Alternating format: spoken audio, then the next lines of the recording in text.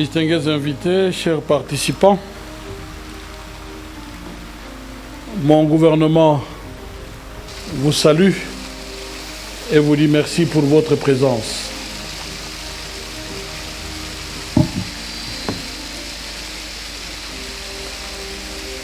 Loin d'être un bilan,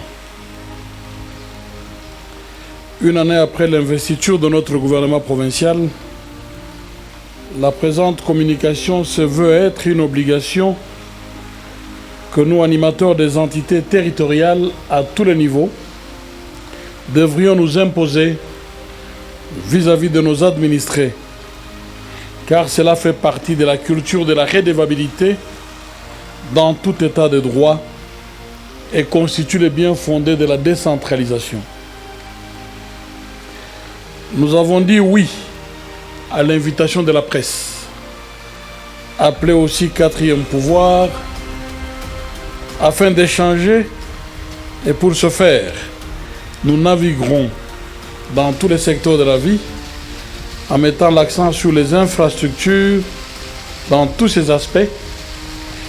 Et nous sommes fiers d'affirmer aujourd'hui que la province est devenue un grand chantier qui se transforme progressivement, mais nous sommes aussi conscients que beaucoup reste encore à faire et l'espoir est permis. Le désormais célèbre pont de l'alternance. Nous avons inauguré le 30 juin 2020, jour marquant le 60e anniversaire de l'indépendance de notre pays, l'ouvrage qui est désormais dénommé Pont de l'alternance. Anciennement connu sous l'appellation des ponts-tunnels SNCC, avec une seule bande à deux voies, ce nouvel ouvrage est constitué de deux bandes, désormais jumelles, dont une ancienne et une nouvelle. Une métaphore qui nous plonge tout droit dans l'histoire politique récente de notre pays et qui fonde sa nouvelle appellation qui symbolise l'historique alternance politique Joseph Kabila, Félix-Antoine Tshisekedi. La débaptisation de ces ponts est un hommage rendu aux deux auteurs clés de cet événement historique et unique dans son genre dans notre pays depuis son accession à la souveraineté nationale et internationale. Mais du point de vue technique, il fluidifie la circulation qui était gênée par l'étroitesse de l'ancien pont-tunnel en créant des bouchons. Ce n'est plus le cas aujourd'hui et le ministre provincial des Infrastructures a eu les mots justes dans son adresse lors de l'inauguration du dit pont en ces termes. Ces bouchons sont les conséquences de la croissance forte du nombre de véhicules dans la ville, du fait de l'explosion démographique et de la circulation économique de personnes et de biens. Le rêve d'une entrée de la ville agréable et peu agitée. Kolwezi, chef-lieu de la province du Lualaba et capitale mondiale du cobalt, doit réellement refléter son statut. Ce qui n'est pas le cas à l'entrée de la ville et principalement de l'hôpital au rond-point portant le même nom, Mwangeji. Ce visage morne est causé par les érections de kiosques qui parsèment le long de la route, un marché pirate qui s'y installe dans un désordre et une insalubrité criante. Assainir l'entrée de la ville est donc notre rêve à tous. Et nous devons détruire les kiosques, embellir les lieux en y érigeant un complexe commercial d'intérêt commun constitué de pharmacies, de restaurants, de parkings et autres. Nous y tenons et le ferons avec l'adhésion de tous et jamais sur fond de polémique. En ce qui concerne les infrastructures, l'hôtel du gouvernement, nous parlerons toujours de cet ouvrage. Et il est toujours d'actualité. Hier, aujourd'hui et demain. Par devoir de mémoire, étant donné l'importance de l'ouvrage réalisé, nous rappelons que la province du Lualaba, créée en 2015 à la faveur du découpage territorial, ne disposait pas d'infrastructures immobilières pouvant abriter les nouvelles institutions provinciales, à commencer par l'exécutif.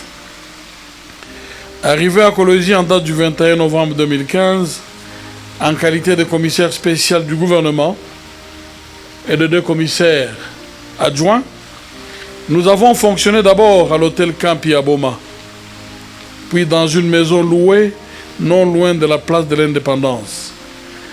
Et puis nous avons aménagé l'ancienne résidence du maire de Kolwezi que nous avions réquisitionnée et arrangée. Si le gouvernement pouvait s'en contenter, je voudrais dire, si le gouvernorat pouvait s'en contenter, les ministères, eux, furent essaimés sur toute la ville et cela impactait sûrement sur leur rendement. Il fallait donc renverser la réalité et doter le gouvernement provincial d'un siège et des bureaux dignes de son rang.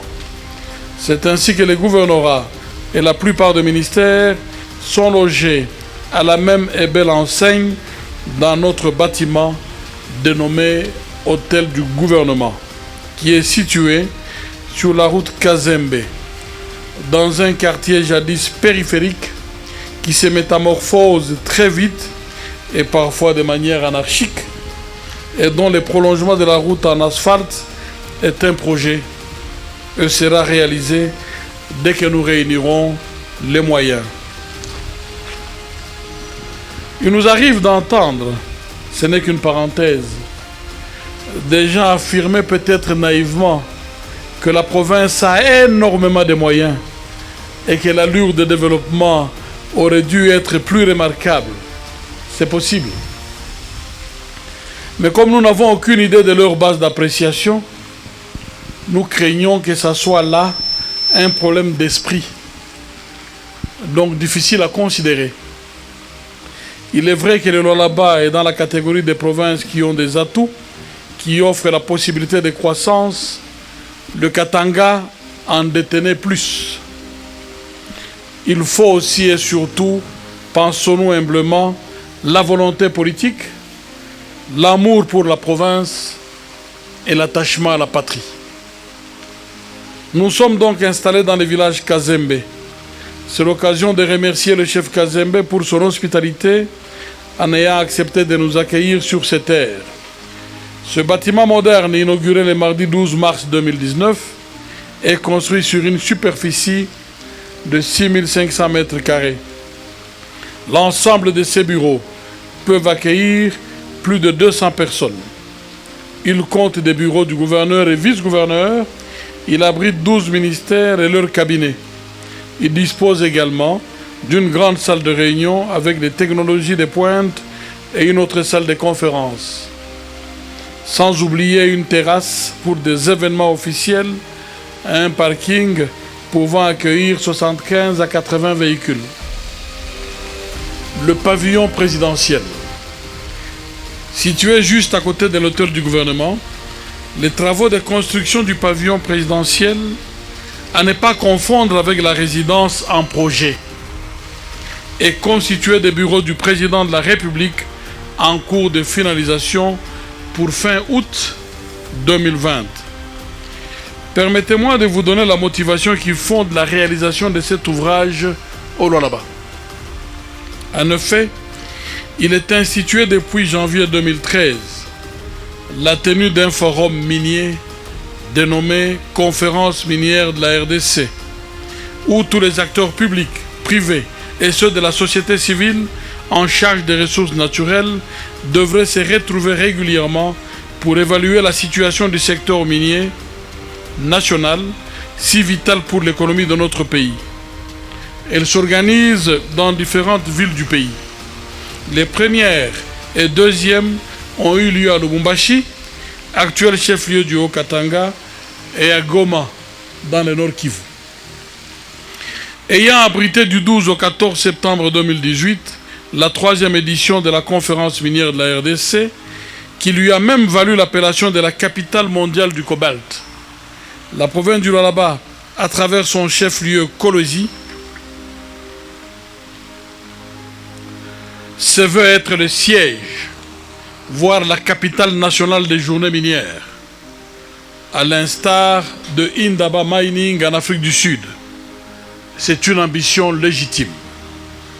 Et comme cet événement est présidé par le chef de l'État, il a été jugé impérieux d'ériger le bureau du président de la République afin qu'il y reçoive ses hôtes et invités de marque durant tout son séjour sans que le gouverneur ne lui cède son bureau, comme on le voit souvent. Et c'est un plus pour la province du Lualaba. Le siège de l'Assemblée provinciale, bien qu'elle n'a pas connu le nomadisme comme ce fut le cas pour le gouvernement, la première institution de la province est logée dans l'enceinte du groupe Bazano, en location, et siège pour ses plénières dans la salle de cinéma du cercle Manika de la GECAMINE, entreprise privée. Son siège, qui est en construction au golfe de Kolwezi, est constitué de 2 blocs, dont celui administratif qui est totalement fini et l'hémicycle qui est en cours de finalisation. D'autres travaux en cours ou finis en dehors de Kolwezi. Dans le cadre du programme de réhabilitation et de construction des infrastructures, nous citons la construction du bureau communal de Fungurumé, déjà inauguré il y a 1 mois. Les travaux de construction en cours de la mairie de Kassai, comprenant un bâtiment administratif de 510 mètres carrés, un commissariat de la police de 191 mètres carrés, un bâtiment de détention provisoire de 185 mètres carrés et 5 logements des administratifs pour un total de 586 mètres carrés. Et bientôt les résidences des autorités de la nouvelle ville.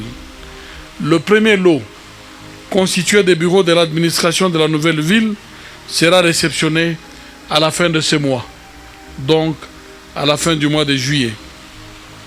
Quant aux écoles, institutions d'enseignement supérieur et centres de santé et autres infrastructures, nous allons inaugurer l'école Mwajinga, totalement réhabilitée.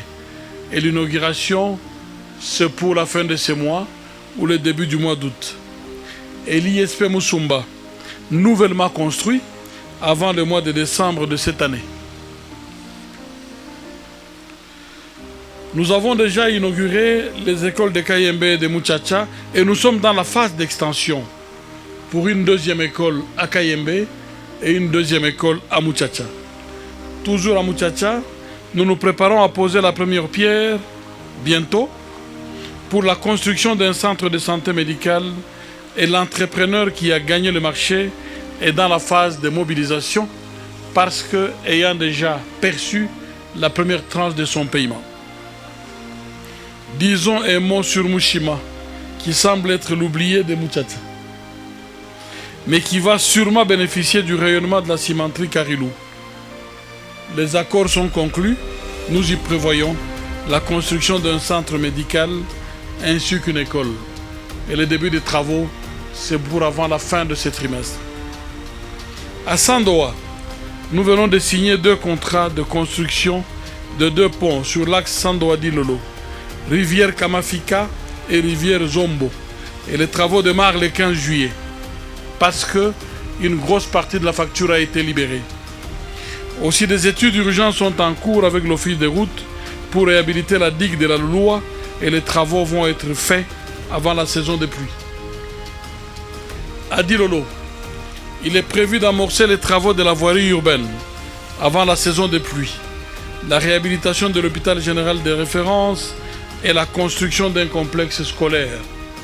Il est aussi prévu la réhabilitation des actuels bureaux de l'administration et des résidences des acteurs politico-administratifs du territoire.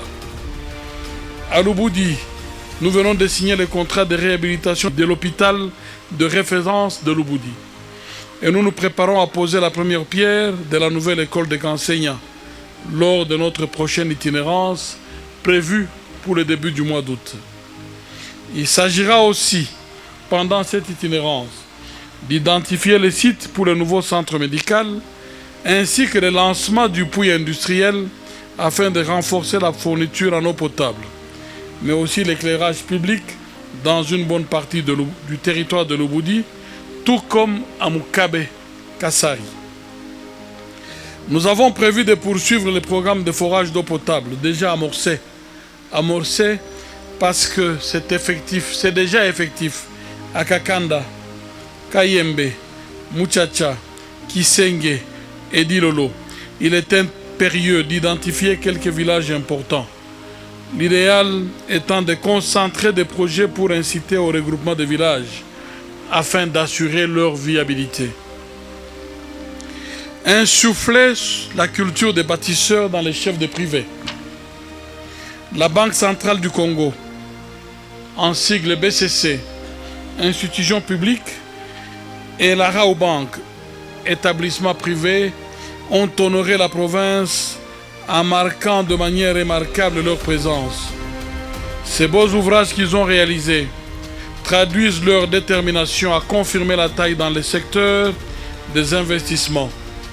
Cette culture des bâtisseurs devrait servir de modèle aux entreprises minières qui traînent encore le pas dans l'exécution de l'instruction relative à l'installation de leur siège social au lieu de leur site d'exploitation. Devenu une obligation légale désormais au regard du nouveau code minier, nous les exhortons à s'acquitter de cette obligation dans les meilleurs délais. Les routes. Il est vrai que pour arriver à Dilolo, Kapanga, Lubudi, Muchacha et Sandoa, ainsi que dans la ville de Kassaj et les communes rurales de Kisenge et Fungurume, il y a les problèmes de route. Et nous sommes conscients de cet état des choses. Nous partageons la même préoccupation sur l'état des routes, Kolwezi, Dilolo et Nguba, Lubudi. Nous n'avons jamais caché notre détermination à affronter ce défi.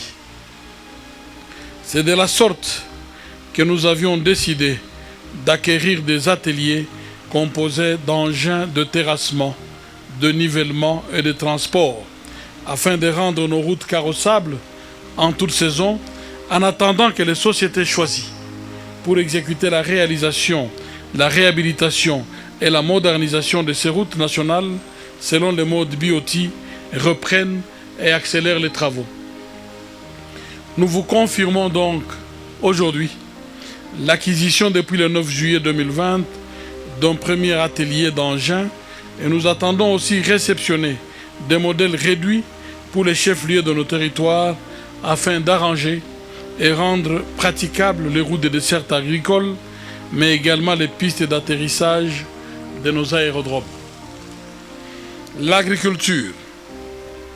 La relance de l'agriculture est notre priorité dans la stratégie de la diversification de l'économie provinciale, en s'appuyant sur les opportunités qu'offre l'exploitation minière.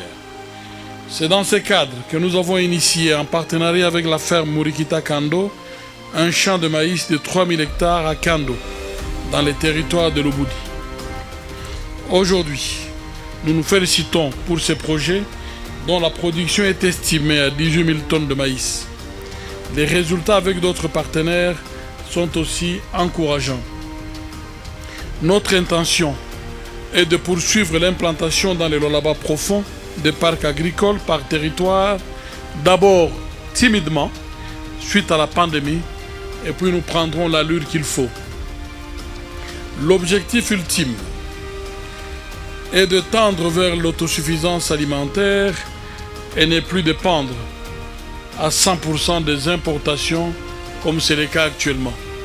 Il faut du temps, c'est un processus. Le tourisme. Le tourisme est un moteur de croissance économique et de création d'emplois. Dans les soucis de promouvoir le tourisme au Lualaba, nous avons décidé de viabiliser les sites de Tchatuta dans les territoires de Muchacha et de Kayo dans les territoires de l'Ubudi. Vu l'importance du secteur hôtelier dans le tourisme, nous avions signé 2 protocoles d'accord dans un cadre de partenariat public-privé, respectivement avec Jamaica Tresors, société de droit sud-africain, et le groupe Piccini, société de droit italien. Malheureusement, il y a eu ralentissement à cause de la pandémie. Les mines, c'est une révolution que nous nous préparons à organiser dans ce secteur.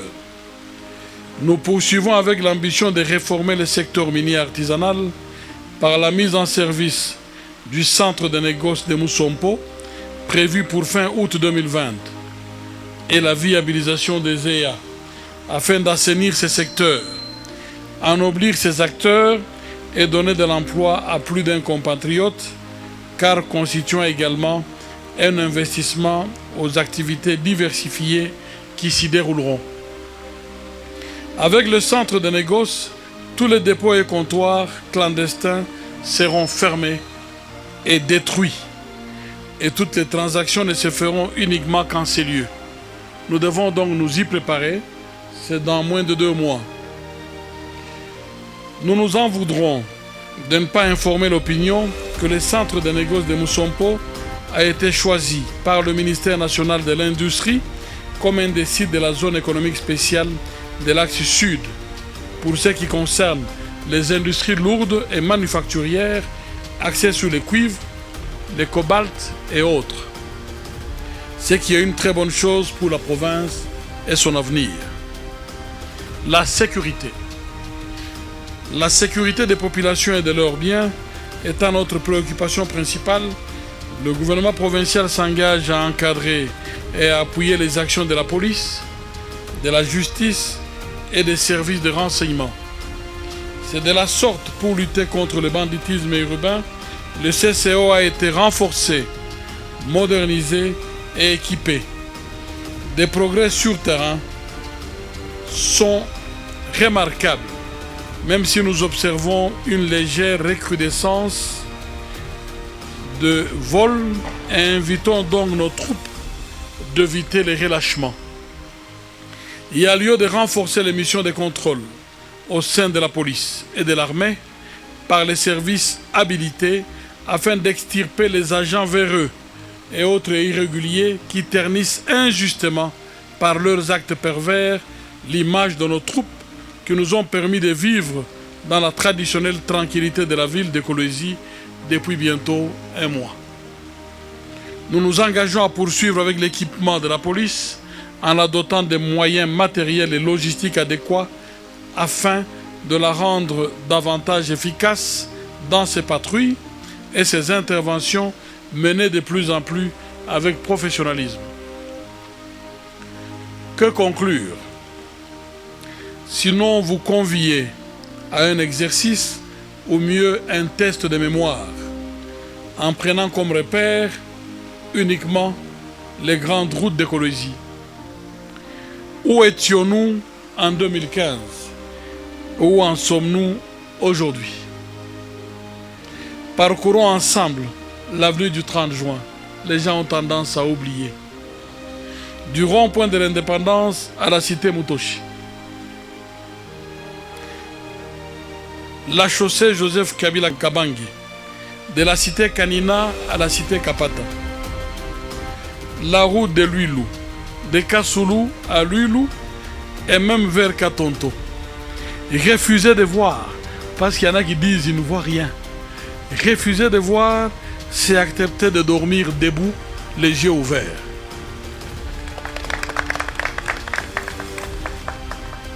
Aussi, invitez nos parents, nos jeunes qui nous suivent, qui voient et qui acceptent de nous rejoindre dans cette dynamique, de nous faire confiance. Car le développement est un processus qui se poursuivra sûrement. Regardons dans la même direction et mettons les lois là-bas dans l'orbite. Les défis sont certes énormes, mais nous avons la conviction, avec votre adhésion et le soutien remarquable de nos élus, que la dynamique déjà amorcée se poursuivra sans désemparer. Notre combat pour demain devra être la poursuite des chantiers en cours d'exécution à travers notre province et d'accélérer leur parachèvement. Soyons forts et ensemble, nous ferons des exploits. Je vous remercie.